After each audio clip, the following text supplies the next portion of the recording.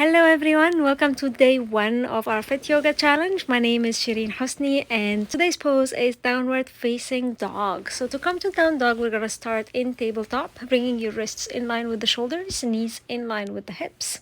You're going to externally rotate the shoulders, tuck the toes under. We're going to push the floor away, hover the knees, and start sending the hips back and up as you extend the arms and really press your chest down towards the thigh.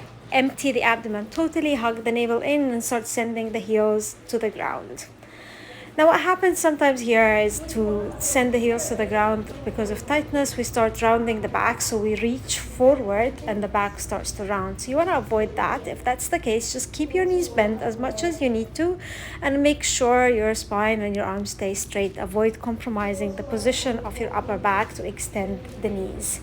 And sometimes also once we come to down dog, we start walking the feet in. So you want to avoid that too. You want to stay where you are so that you can comfortably move from plank to down dog without needing to adjust your feet. I should be able to move from down dog to plank, plank to down dog. Thank you.